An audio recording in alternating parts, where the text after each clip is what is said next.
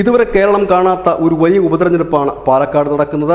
മൂന്ന് മുന്നണികളും വളരെ ശക്തമായി തന്നെ മുൻപോട്ട് പോകുന്ന ഒരു തെരഞ്ഞെടുപ്പ്. ആ തെരഞ്ഞെടുപ്പിൽ ഇന്നലെ രാത്രിയിലുടനീളം പുലരുവോളം നടന്നത് നിർണായകമായ ചില രാഷ്ട്രീയ നീക്കങ്ങൾ, അവസാന ലാപ്പിലെ വോട്ട് പിടിക്കാനുള്ള നീക്കങ്ങൾ, അതായത് പാർട്ടി പ്രവർത്തകരും അണികളും ഉറക്കമളച്ചു നിന്നുള്ള വലിയ പ്രവർത്തനങ്ങൾ, ചില പോക്കറ്റുകളിൽ രാത്രിയും പ്രവർത്തകർ കയറി വോട്ടുറപ്പിക്കാനുള്ള ശ്രമങ്ങൾ, അത് ചിലയിടത്തൊക്കെ ചില വാക്കേറ്റങ്ങൾ സൃഷ്ടിക്കുകയും ചെയ്തിട്ടുണ്ട്.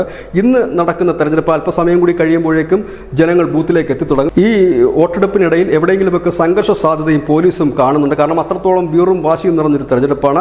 അത് സ്വാഭാവികമായി ചിലയിടത്തൊക്കെ പ്രവർത്തകർ തമ്മിൽ ഇല്ലെങ്കിൽ അനുഭാവികളോ അണികളോ തമ്മിൽ ഏറ്റുമുട്ടലുള്ള സാധ്യതകളും കാണുന്നുണ്ട്. കാരണം അതിനും മാത്രം, അതായത് ഇന്ന് നേരം പുലർച്ചെ വരെ പ്രവർത്തകരെല്ലാം തന്നെ, അതായത് മൂന്ന് പാർട്ടിയുടെ പ്രവർത്തകരും വളരെ സജീവമായി തന്നെ പാലക്കാടിൻ്റെ മുക്കിലും മൂലയിലും സജീവമായി വോട്ടുപിടുത്തത്തിൽ ഉണ്ടായിരുന്നു എന്ന് പറയുമ്പോൾ തന്നെ വളരെ തീപാറുന്നൊരു പോരാട്ടമാണ് പാലക്കാട് നടക്കുന്നതെന്ന് പറയേണ്ടി വരും. അതുകൊണ്ട് തന്നെ വോട്ടെടുപ്പ് പുരോഗമിക്കുമ്പോൾ ചില വാക്കുതർക്കങ്ങൾ സംഘർഷത്തിലേക്ക് നീങ്ങാനുള്ള സാധ്യത പോലീസ് മുൻകൂട്ടി കാണുന്നുണ്ട്.